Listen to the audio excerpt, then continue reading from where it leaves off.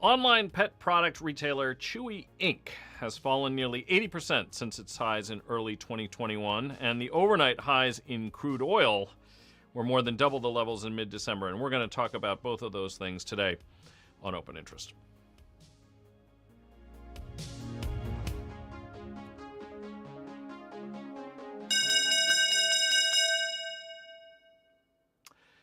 Hello, everybody. I'm Mike Coe. Welcome to Open Mic. So, crude oil hit new highs overnight. WTI came close to $120 a barrel as traders became increasingly concerned about the conflict in the Middle East and the critical shipping lane through the Strait of Hormuz, through which about 20% of the world's oil consumption travels. Now, prices happily have fallen sharply since then, but I don't think it's really possible to understand the threat to the shipping lanes and the Middle East oil production without first understanding a little about the conflict with Iran. So while I'm going to try to keep this generally apolitical, I think we kind of need to understand the context. What people keep getting wrong about Iran is that they keep treating it like a normal negotiation problem, and it isn't. The problem is not that we haven't been patient, creative, or diplomatic enough. The problem is that the Islamic Republic does not operate on the same assumptions as the West. This is not a secular state with hardline leadership. It's a revolutionary theocracy. Its legitimacy does not come from the consent of the governed. It comes from a religious political doctrine in which the authority of clerics stands above popular sovereignty. And that's the backbone of the regime. Once you understand that, the rest starts to make more sense. Why has negotiation been so difficult? Because we keep assuming Tehran is bargaining inside a framework of coexistence, mutual restraint, and national interest. But this regime sees itself as carrying a higher ideological and religious mission. It has defined itself for a half a century in opposition to the United States and Israel, and that hostility is not incidental. It is part of the regime's identity. This is the same regime that introduced itself to the world in 1979 by seizing the U.S. Embassy and holding 52 Americans hostage for 444 days. That was not some historical footnote. That was the opening statement. And since that time, it has built a system around repression at home and aggression abroad. It crushes dissent, brutalizes protesters, suppresses women, religious minorities, and political opponents, and uses prison, torture, and execution to preserve clerical rule. The U.S. State Department's 2024 Human Rights Report documents executions, torture, unfair trials, violent repression by the Iranian state, and death to America and death to Israel chants in schools to start their day have been reported in many quarters. And layered on top of all of that is the nuclear issue, and this is where the threat stops being theoretical, because last year's strikes on the mountains, the IAEA had estimated ahead of time that Iran had about 440 kilos of uranium enriched to 60% purity. That was enough by their estimate for about 10 nuclear weapons. And the IAEA has been unable to verify either the location or status of that material since that time. And 60% is not some innocent civilian waypoint. It is far beyond credible civilian needs and only a short technical step from weapons grade. And at the beginning of the most recent round of talks, U.S. negotiators reported that Iranian counterparts began the talks by announcing that they had enough enriched uranium to construct 11 nuclear weapons within 2 weeks. Not our assessment or the IAEA, that was Iran's pronouncement. So that's the problem. A revolutionary theocracy openly hostile to America and Israel, repressive towards its own people, armed through proxies and positioned near nuclear breakout. What's the solution, or at least the honest version of it? So, regime change cannot be legitimately administered from the outside. A real secular republic gets its authority from the governed. Its legitimacy comes from the people who create, empower, and consent to it, not from Washington, not from Jerusalem, or London, or Paris, for that matter. If Iran is ever going to become a modern, secular, liberal state, that change would have to come from Iranians themselves. Now, outsiders may be able to help create the conditions, but they can't confer legitimacy to it. And that has to come from within. And we also need to acknowledge that Iran has a trilateral agreement in place with Russia and China, who, for now, have only criticized the action. And in Russia's case, at least, reportedly, they've been providing some military intelligence to Iran as well. Now, our nation's history should make us pretty humble about what we can and can't do in other countries. and more recently and specifically countries in the Middle East. The United States spent 20 years in Afghanistan fighting another authoritarian theocratic movement. That was the Taliban. Afghanistan was smaller, it was poorer, it was vastly weaker than Iran. And the government we backed collapsed in August 2021 as the Taliban swept back across the country and entered Kabul even before the U.S. withdrawal was complete. So the idea that outside powers can simply engineer a stable, legitimate, post-theocratic order in Iran should be treated with a lot of skepticism. Now, this doesn't mean that nothing can be done. It just means that the realistic objective is narrower, harder, and more defensible. Best case, the U.S., Britain, France, Germany, Israel ensure that Iran's highly enriched uranium is found, it is secured, removed, and there's no path to nuclear weaponization. Best case, Iran's ballistic missile capabilities are degraded to the point that the regime can't credibly use them for nuclear delivery, regional coercion, or strategic extortion. And that's non-trivial because Reuters reports that Iran has the largest ballistic missile stockpile in the Middle East, and it's largely hidden. If there are ways to support the Iranian people, the people who actually do want to bring Iran into the modern world, the people who want something freer, saner, and more legitimate, fine. Support them, help them, but we can't confuse that with creating a new government. We can do one, we can't do the other. Great powers, especially the United States, have a long history of overestimating their ability to build legitimacy abroad and create new governments. You can destroy centrifuges, you can hit missile sites, you can disrupt a regime's capacity for terror and extortion. What you can't do from the outside is manufacture a free nation's soul. That part, if it ever comes, has to belong to the Iranian people. So my hope in all of this is that we find some degree of military success. We say that's the total of our objective, and we step away. And maybe if we do that, some measure of security can return back to the region, and we might not expect to have strikes on the shipping lanes in the Strait of Hormuz, which, by the way, and I think I've shown this before, from shore to shore, it's 33 kilometers across. But of course, these are huge ships. They don't travel close to the shore or close to each other. The shipping lanes themselves, as I understand it, are 2 miles across in and out. So that's an area that's only 4 miles in total. Pretty difficult to defend floating gas cans in an environment like that. So with that, I wanted us to sort of use that as a backdrop for thinking about what should happen to the price of oil, because all of those things that have been moving on top of oil are largely related to that trade. So areas where we saw significant, and actually, you know what I realized I forgot to do? I forgot to do a screen share, which I'm supposed to do before we get going each day so that I can show where a lot of unusual activity, volume, and other things of interest might be taking place. And that would include, as I was taking a look at the energy complex, for example. Again, I should have had this set up ahead of time. So we take a look at some of the unusual options volume that we've been seeing. And a lot of this is coming in areas. So we take a look at energy, unsurprising. Actually, one of the names that we talked about last week, high on the list, Oxy. So obviously tied to the oil trade, less of a regional presence, but unsurprising that a lot of other names, LNG, Cheniere. We haven't been as impactful in the liquefied natural gas business.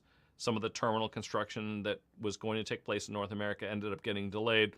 And then, of course, we are also seeing some volumes in some of the oil service companies, particularly those that, can ramp in more difficult areas of production. Because remember, we still have Venezuela to contend with. But also within the industrial complex, what we see is that a lot of the unusual volume is, unsurprisingly, happening in transport and logistics. These are parts of the industrial complex that are heavily impacted by the price of energy. I'm sure you recognize most of these tickers, but that's United Airlines, Delta Airlines, American Airlines, Alaska Airlines, Southwest. Obviously we have in Boeing and Caterpillar or other industrials, but all of these top ones effectively are airlines. So a lot going on right there. So let's see here. Alex V, and I'm going to get to Chewy because I definitely want to talk about it, but since Alex was asking a question about Iran, I figured we'd talk about that first. So 2 issues with Iran after regime change. So that's assuming regime change away from the current, I guess you're asking or assuming that there's going to be a change away from the current theocratic regime. I'm not making that assumption, nor am I suggesting that that has to be our objective. Like I said, we're engaged in a military conflict with a regime that obviously we don't care for. I don't know that we can find how we ever find sort of a long-lasting peace with them. But really, this is more an issue of risk. And when you're referring to the water shortage program, there's really 2 water shortages that immediately come to mind. And I'm not sure, Alex, which one of those 2 you're referring to. So one is the serious water risk that exists in the region, because many countries there require and use desalination plants for their fresh water supply. Many of the countries in that region could not support the populations they currently have without that. So that's one of the water issues. And in many cases, some of those countries have built redundant desalination plants basically as a measure of national security to protect their access to fresh water. There has also been reportedly shortages of water within Iran. So I'm not sure which one you are referring to here. That's a slightly different issue. So I wasn't sure which one you're talking about. But I want to make clear that I do not take regime change as a foregone conclusion, and nor do I think that it should be our principal objective. I think that our objectives should be more modest. At a high level, almost every administration since the current Iranian regimes came to power, basically, in 79, has said that it would be intolerable for them to be a nuclear power. And presumably, the first and most important objective would be to ensure that they don't become one. So that's what I'm assuming and hoping that is the objective of the United States government and the Israelis, and now Germany, France, and the UK, which are working with the United States on this. I think anything beyond that would have to include, again, essentially a military objective, which would be to degrade their ballistic missile capabilities. But they have vast ballistic missile capabilities, and they've spent decades building and hiding it. So I don't, the battle damage assessments that we get, that's one thing. I don't know that a really complete and full accounting of their capabilities is understood, or the locations. But I am not privy to any military intelligence, so what would I know about that? What I have seen are videos, though, of those things being launched, from barren desert and wasteland, and there was no visible platform to launch it before it suddenly emerged, which suggests that these things are buried. Now, maybe military intelligence knows where a lot of this is. Maybe they don't. But I think that the objective that goes beyond that, which would include regime change, is, I think that's a bit hubristic, I guess, if that's a word that we could use here. I think it's a very dangerous thing to try to accomplish, and I'm not sure that it's entirely realistic. If we could not accomplish that in any sustainable way in Afghanistan, I don't understand why we would expect that we would be able to do it in a much larger, more powerful, wealthier, theocratic regime right next door.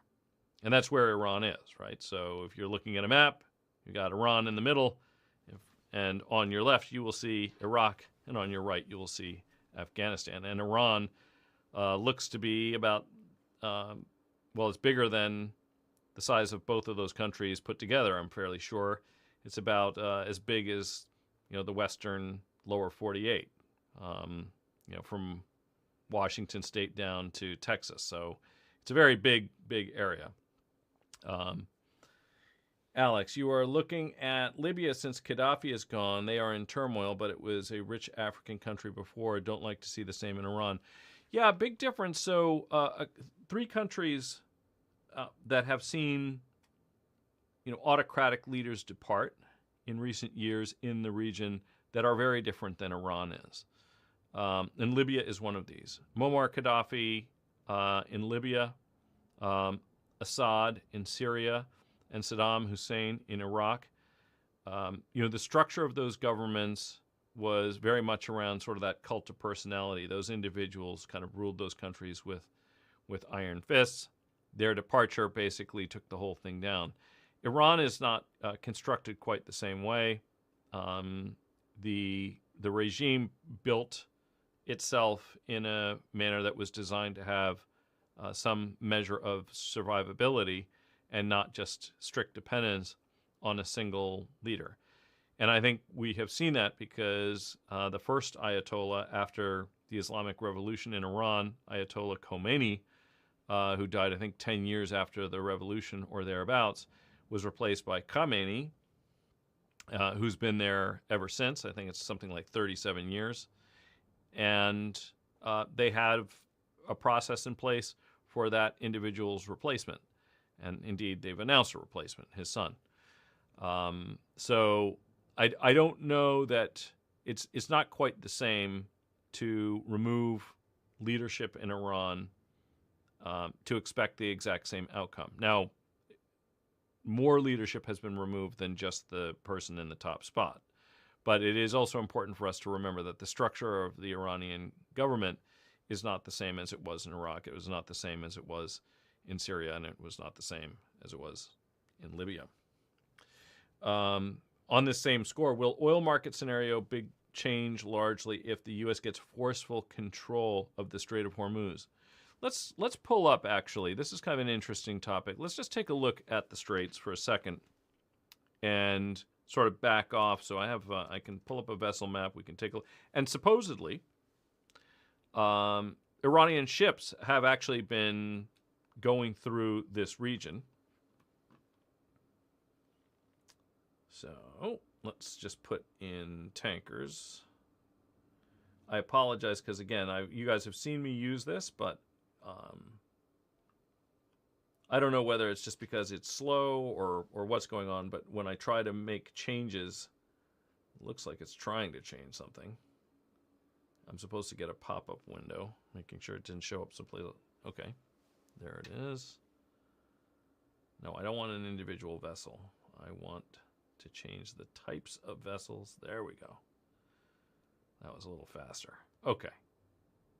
So, now we should only be looking at tankers. Unsurprisingly, you can see where most of them are. So now we're going to zoom into this area.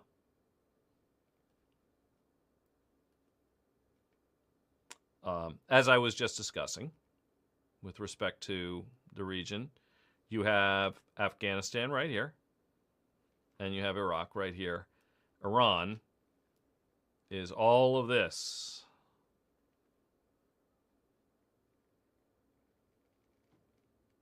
So, obviously, and then an enormous country. Now, the area in question is this area right here. Okay, so this is the area of concern. And this area, basically from over here to over here, at its narrowest point, we're looking at 33 kilometers. All right, so 33 kilometers. And the shipping lanes themselves, in and out, are only about 2 miles wide. And 2 miles in modern military conflicts is no distance at all. So anything traversing this area is going to be at risk for attack, obviously, from missiles, of course, coming from Iran. And I don't know how effective it would be, frankly. I don't know what kind of defensive capabilities we have against their faster missiles. Obviously, these are not ships that can get out of... I mean, it's an old joke. You say, it's like turning a ship around. Well, these are indeed massive ships. These things do not move or navigate quickly at all.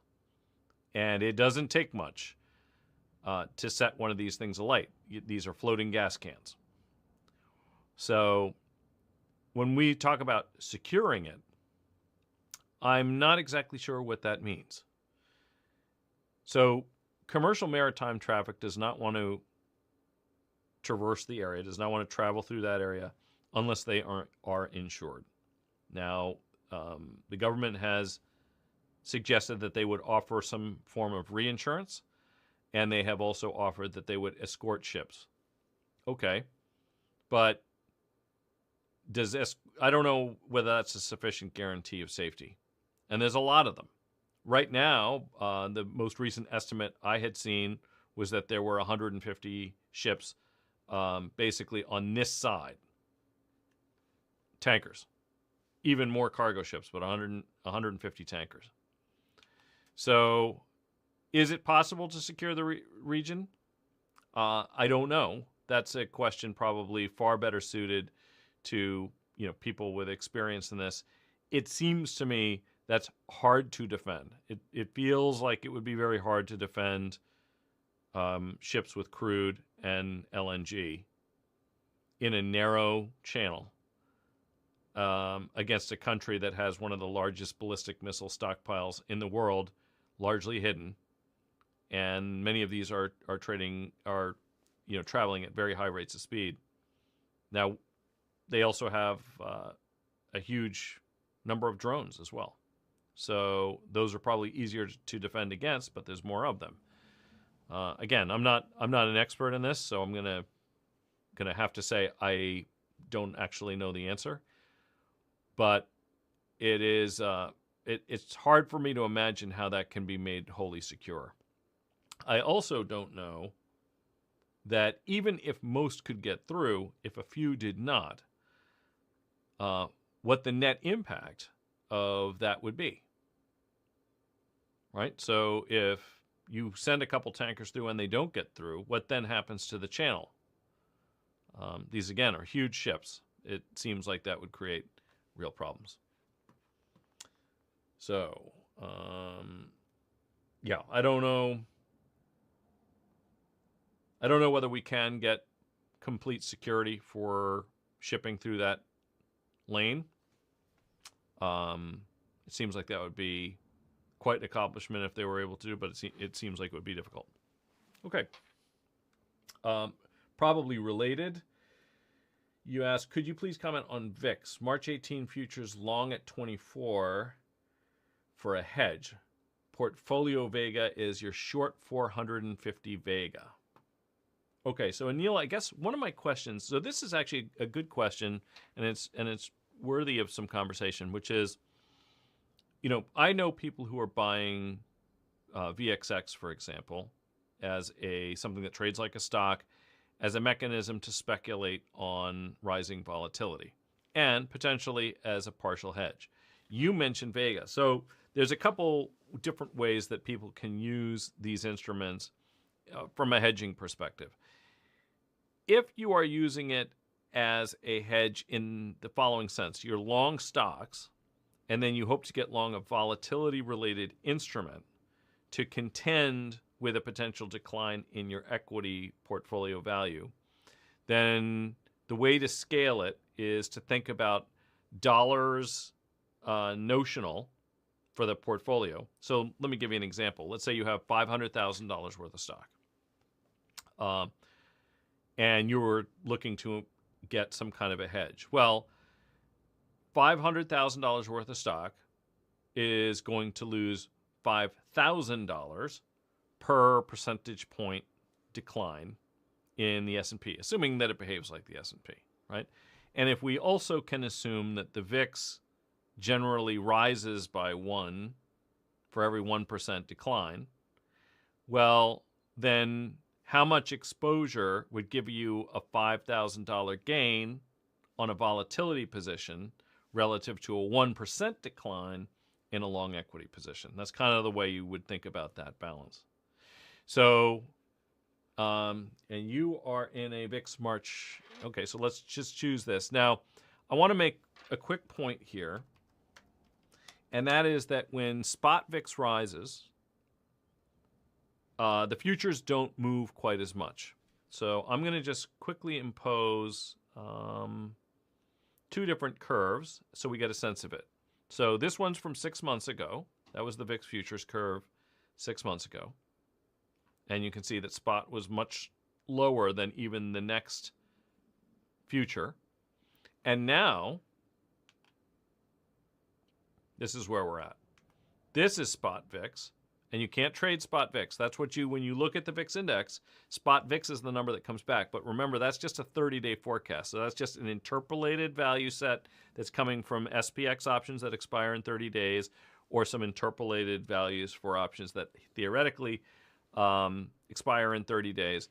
What you can actually trade are the futures. And the future that you would buy would be this one. And you said you have March. So that's the one you own. And if we go back just 1 week, let's just take a quick peek. Okay, so in 1 week, we watched as spot VIX rose. Oops, no, I don't want to do. I want to do apps because it's a percent of a percent. So we're going to do this. So spot VIX rose by. Is that all? Oh, okay. Spot rose by 4 points, which is really 4 percentage points because the VIX number, even though it's not expressed as such, is really a percentage. And the front month future, in turn, rose by, well, it looks like it tracked it pretty closely. So you got about 75% of that gain out of the front month future. So if you have 450 Vega and you're getting 3 clicks of vol, then that's $1,250. So what that works out to then, going back to our earlier math. So yeah, oh, and that's one other thing. I think this is really important to remember as well.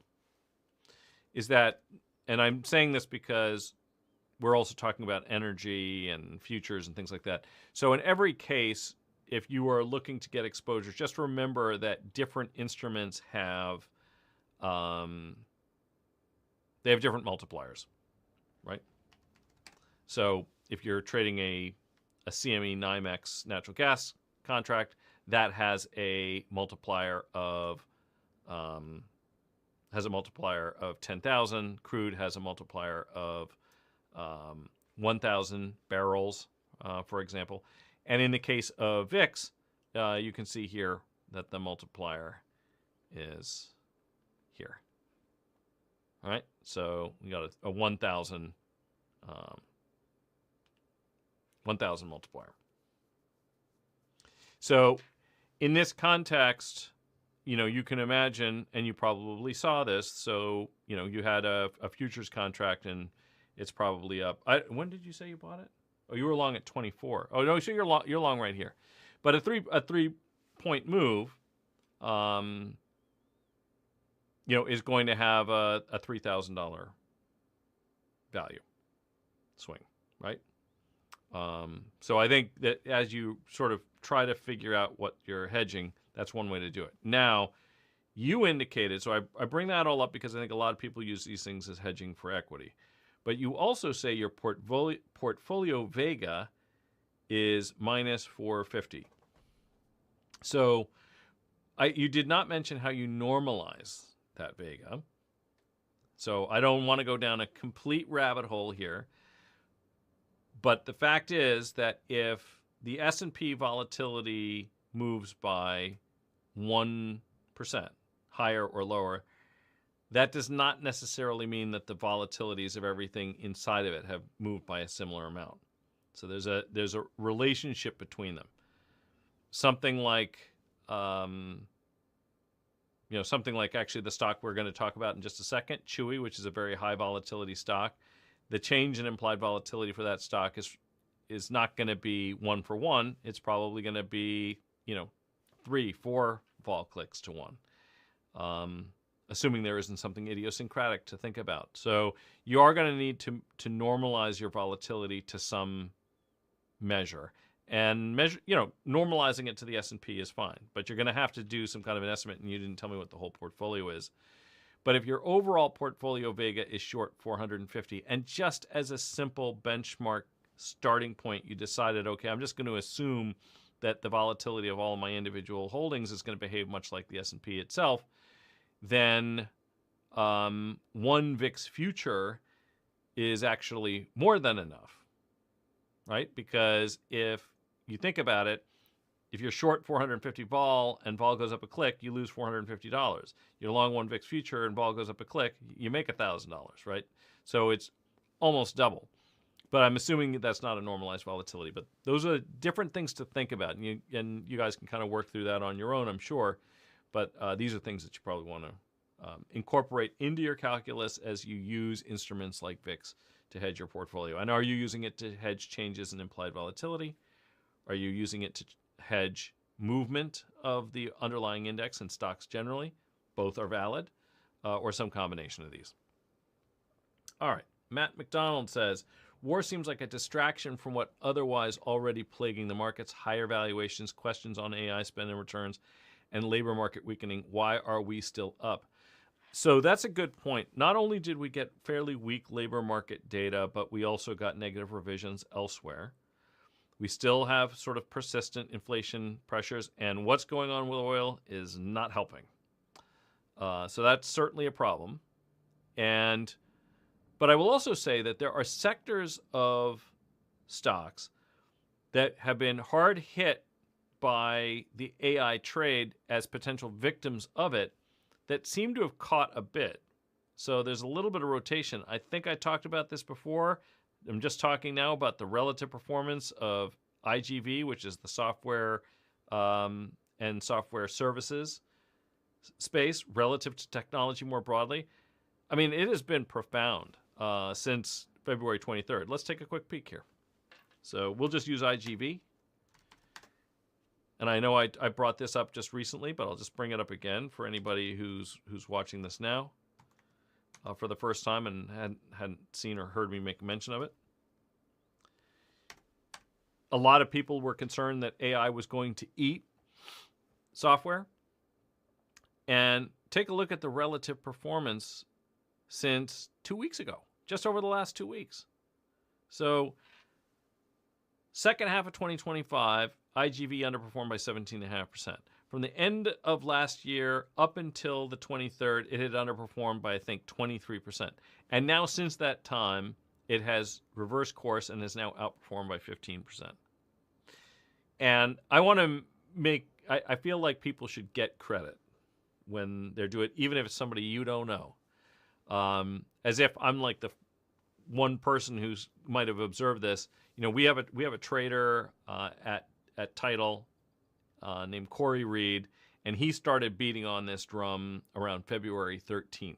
I was looking at the investment committee chat, and he was saying, you know, is the software business dead, or is this a historic buying opportunity? Those were Corey's words. So to give him credit, which he may or may not want, he was bringing this to everybody's attention a couple of weeks ago. And, you know, it has reversed. I would argue that in light of everything, this, which is the IGV in white, it does feel like, at least for now, it's got some meaningful relative performance. So let's just take a look here. You know, it can make our own determination because it hasn't regained these moving averages. But, you know, in a weak tape, I mean, look at this. You know, maybe it bumps its head against the 50, which is not far off. But, you know, I'm not going to completely give up on those. I think Microsoft, you know, at one point at the bottom here, Microsoft was trading around 19 times. Several turns cheaper than the S&P with better top line, better bottom line, better free cash flow yields than the market has overall.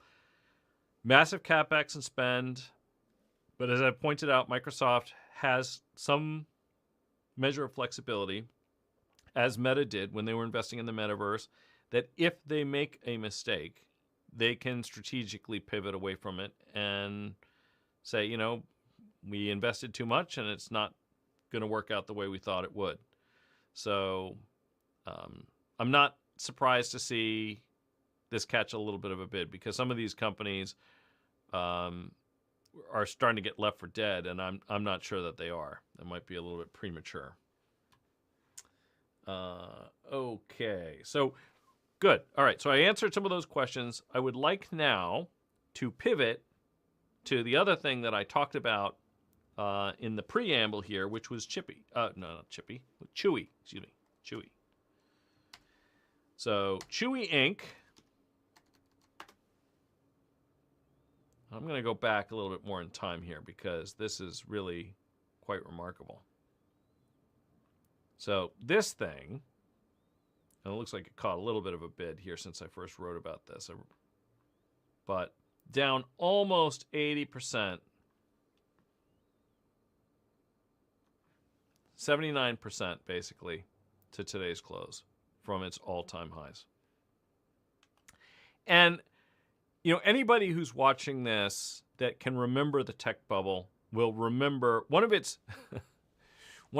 the most remarkable examples of the period was a company called Pets.com.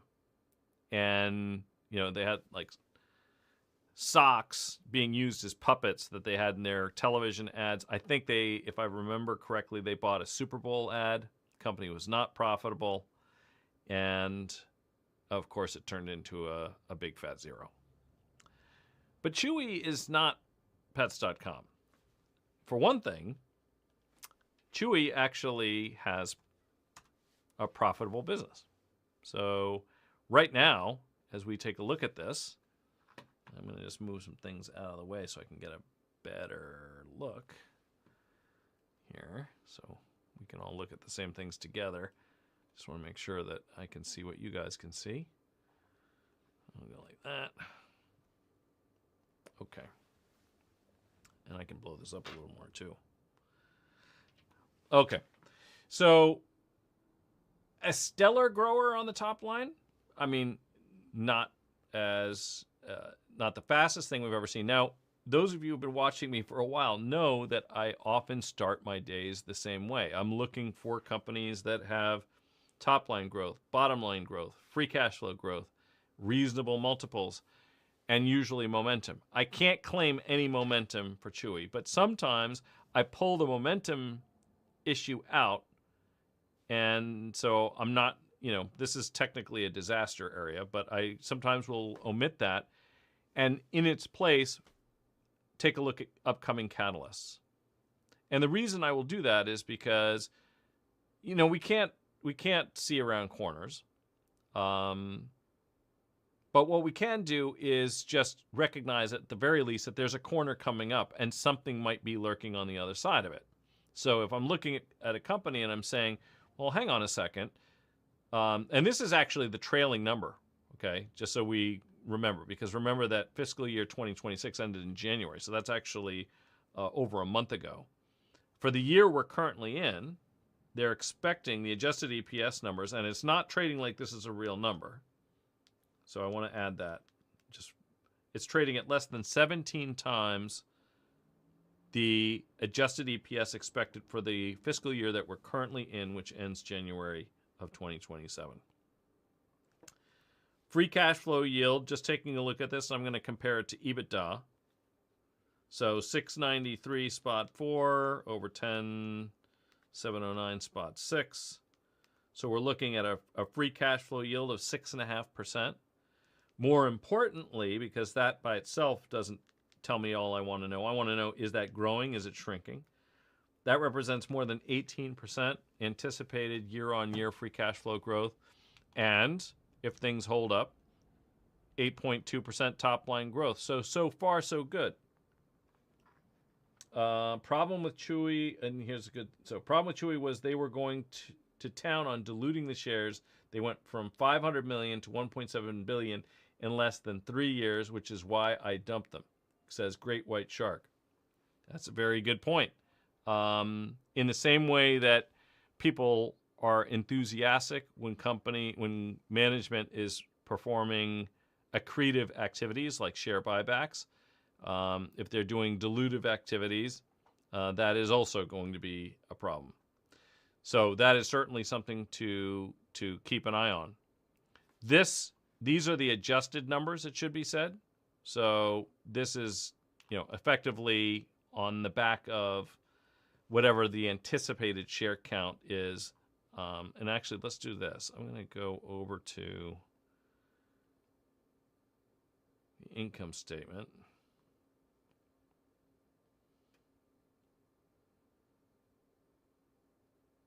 And here, this is the part that we're interested in.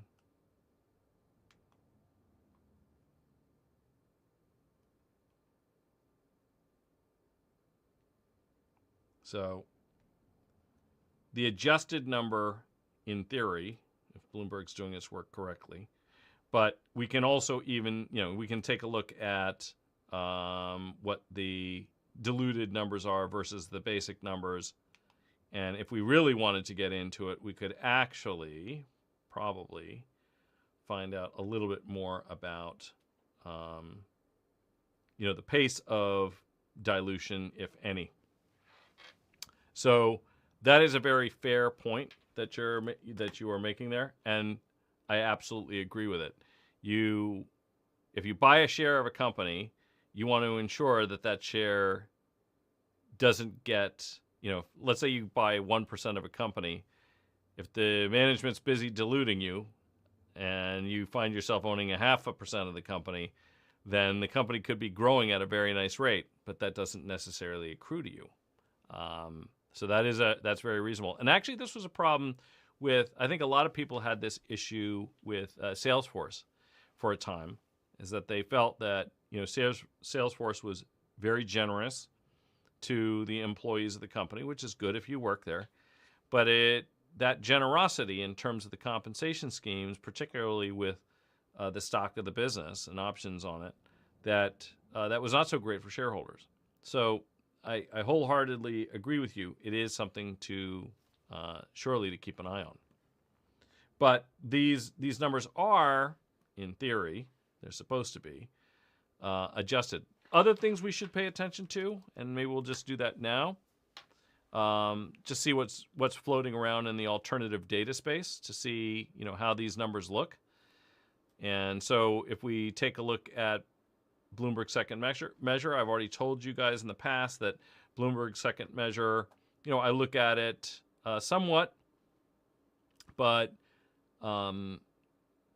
it has only worked a little bit for me, but the numbers are generally good. So, we can see year-on-year growth is positive here and at least as good as the industry as far as that number is concerned.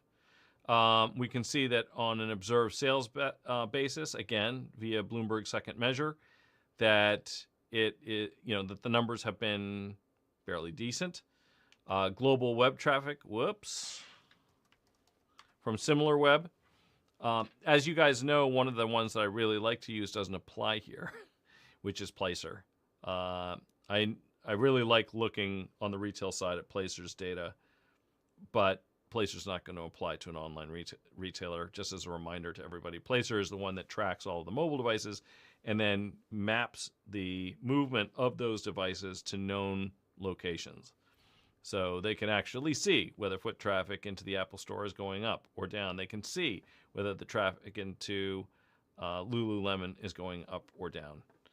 And, that has impact. Lulu, incidentally, I do have to make a point to get over there, but we are getting some interesting things happening because of incentives that are being offered, for example, by American Express, encouraging people to go in because you get these, these quarterly coupons that you can use. Anyway, it is also not my habit, I have to say. I've made this comment before. I'm going to make it again. We will almost never know less about a company than we do right before they report earnings. So there are people who are studying this very closely, and they may have access to data that we don't, and they are what they're doing is they're trying to triangulate what the numbers will be before we actually get them. They report on the 25th, by the way. Let me just pull this up. But I also noticed that in the case of, all right, that's going to take a little while to boot, so maybe I can do it somewhere else. We'll see if we can get into one of our other systems a little faster. Could just be my own. No, I guess not. So the implied volatility for Chewy, oh, let me pull that up on the Bloomberg. Let's do it that way.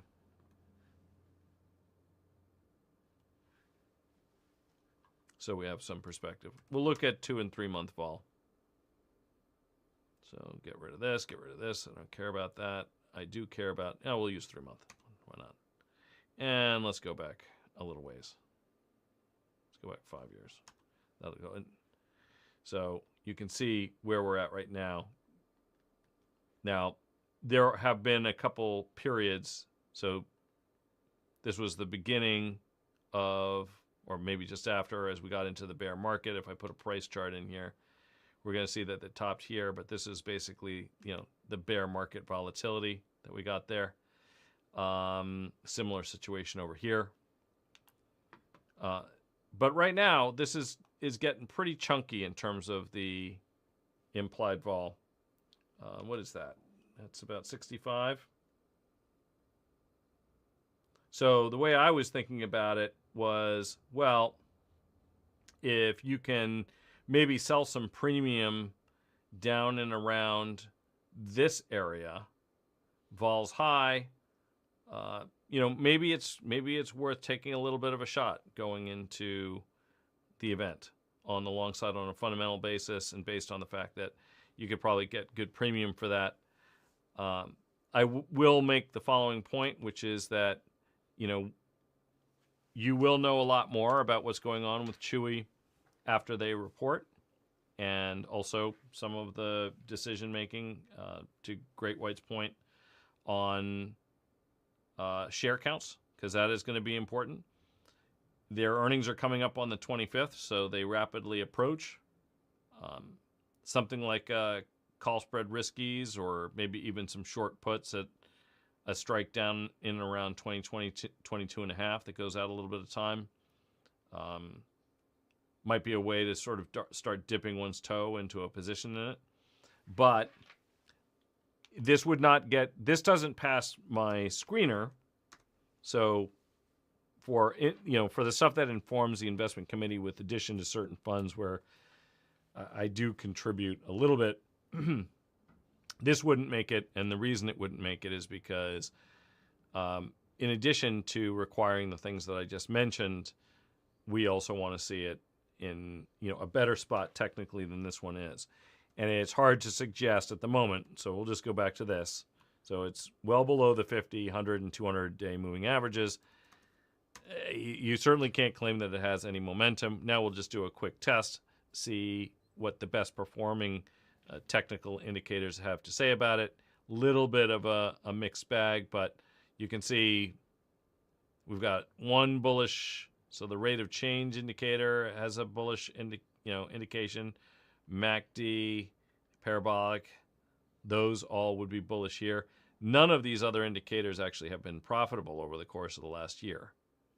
So out of 7 indicators that have been profitable, 4 are bullish, 3 are bearish, 3 of the top 4 are bearish.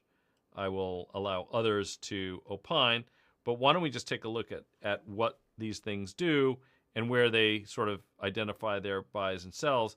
The issue that we have with this one, of course, is that this is a really high-speed trading signal.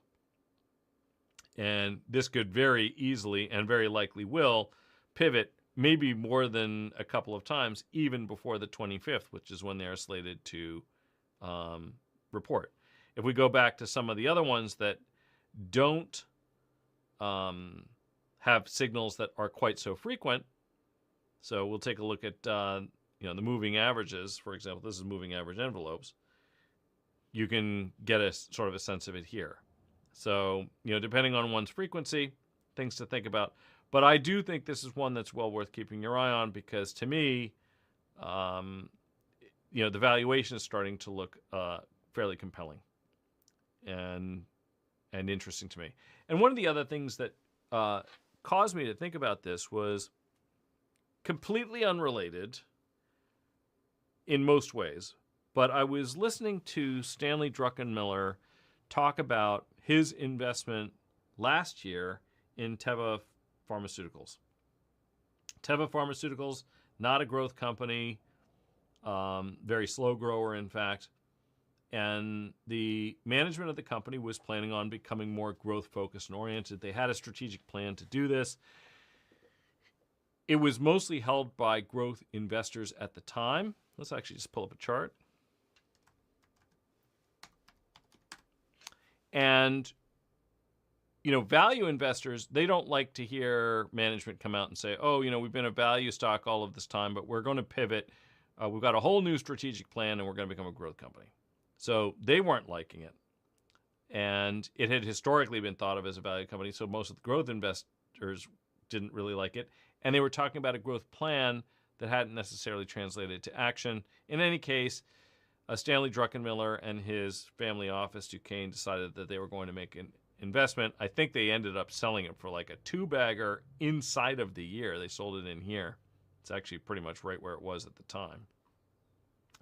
And what it got me thinking about was that while it's fine that we want to look at things that have momentum, sometimes we do need to look, turn over some rocks and look in some areas where things are maybe not that loved and see whether we can find companies that are trading at reasonable valuations. So how does this track then with what I was thinking about Chewy?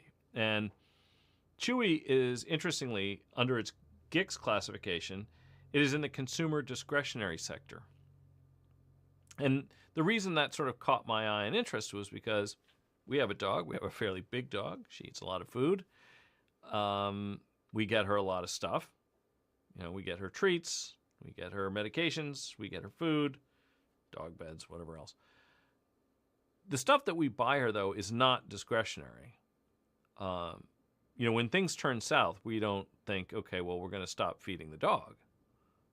She gets plenty of human food, too. So if she's not getting dog food, it's only because things have gone up and away. So it struck me as rather interesting that within this sector, which might quite reasonably have fallen into some weakness basically as the events in the Middle East began to conflate, and we've actually now traded below the 50, 100, and 200-day moving average. So you can see, now I'll let others opine or decide whether they think this is a real confirmation. It's one thing to just sort of dip below it, but this is, we're well through the 200 now. So it got me wondering, well, is Chewy really a consumer discretionary stock? I'm not so sure that it is, because I think a lot of the things they sell and the way that they sell it should actually hold up if the economy is in a tough spot. And to me, then, I almost felt as if maybe it belongs more in this group, which is staples. So it's trading like a consumer discretionary. It is referred to as a consumer discretionary, but is it a consumer discretionary? So it was kind of that thinking that got me saying, all right, well, maybe it's time to look at this and see whether, there's a re-rate. In other words, that people look at the name. Now, they still have to hold up, right? So we've still got to get earnings out of them, and those numbers have to be decent. But people might actually look at this thing and say, you know what, this is not quite the same thing as a consumer discretionary.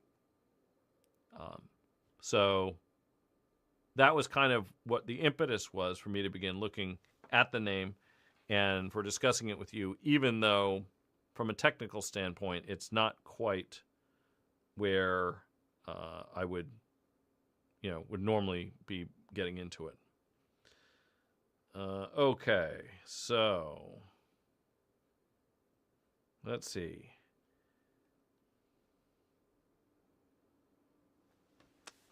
Can you look now at the book value since earnings last week has a rating of 9. Oh, I forgot to put the. Yeah. Okay. Well, I mean, we might have been able to narrow it down by looking at the prices that you were talking about. Um, ah.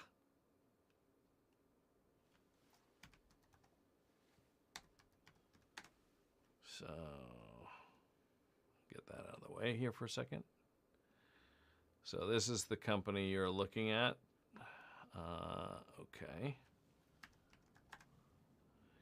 And what we want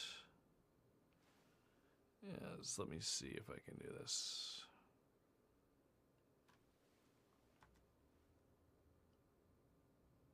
Let me see if I remember this correct. Is it this maybe?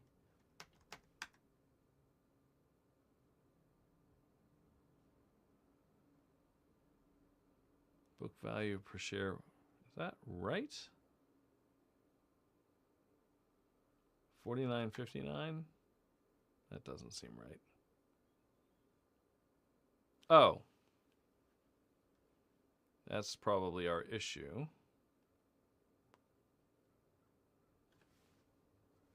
We need to get this into.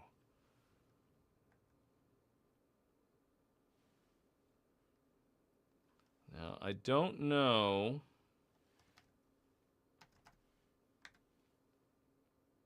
No, it's not. So here's the issue that we have here. This is, we're going to have to do this manually. This is, so it's, I think it's doing the book value calculation on the currency. So what I need to do here is, oops. I have to go to, right here, we'll go to the balance sheet, convert to dollars.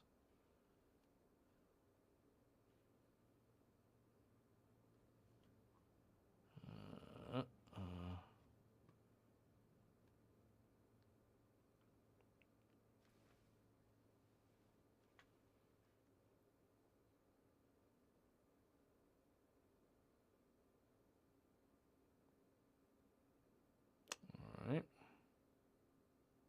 And is this, yeah, it's still in dollars. Okay.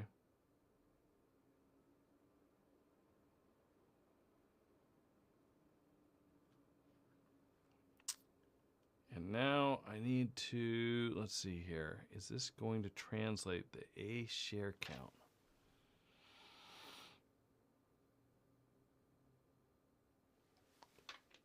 Admittedly, as you guys probably gather, when I'm looking at ADRs,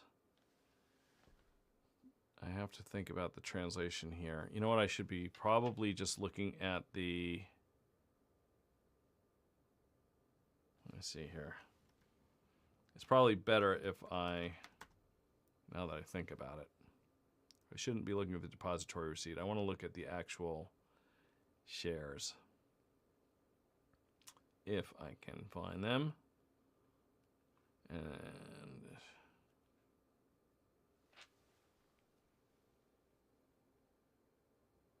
that's in Argentina. Where are the original listed shares? So the issue that I have is that the problem is that I need to make sure I'm looking at the appropriate share count and the appropriate currency, and then I'm going to compare that to the share price in that currency. Because if you look at the Class A share count, does this translate appropriately? So let's see here. So these are the A shares. Well, we can probably do a little back of the napkin. So I might be able to estimate, but I would usually want to do all of my own work before I was truly confident that I had the right number. So let's take a look at that. So already we can see we have a little bit of a problem, right? Because we've got a $10 US share price and a $3 billion US market capitalization and a share count of about 185 million. So that doesn't tie. right? So I think what we're going to have to do, well, I don't want to get, you know what, I'm getting everybody down a little bit of a rabbit hole here. So Michael Anthony, what I'm going to do is I'm going to go take a look at the ORDs for PAGs and do that calculation, and I'll put it into a comment underneath this video. What are the ORDs? ORDs is just an abbreviation. People who are inside the business means the ordinary shares. The ordinary shares are the shares for a foreign company like this one. So this is a Brazilian business for their normal shares. And then I just have to make sure I'm looking at everything the same way. I haven't really looked at this business, so in order to do that, I have to make sure I'm looking at it first in the ordinaries and then translate it back to the ADRs. Because what you're going to find is that sometimes when you have, they're a form of derivative security, which is that trades in other places so that you can have access to things, that it doesn't necessarily, it's not as easy to do that work, because you have to make sure that you get everything in alignment, which is that you actually are doing the appropriate share counts, that you know what each one of the ADRs represents relative to the ORDs, and you do your appropriate currency calculations. Because if I simply multiply the share count for the ADRs times the price of the ADRs, it doesn't neatly turn into, at least what Bloomberg thinks, is the market capitalization for the underlying stock. And so I need to double check that before I lead you astray. So my apologies for that. Okay. With that, I have now kept those of you who are watching us for a solid hour. I really appreciate your time and attention, and I would appreciate a like, a comment, notification bell, all that kind of good stuff, and for you to come back and give us your time and attention on Wednesday when we do another one of these. And then we'll also be doing office hours with Mark Guthner, if his time permits it, tomorrow. And I also wanted, as I did this time, just to share a little bit more about my views about what's going on in Iran and what would be a good outcome from a trader's point of view.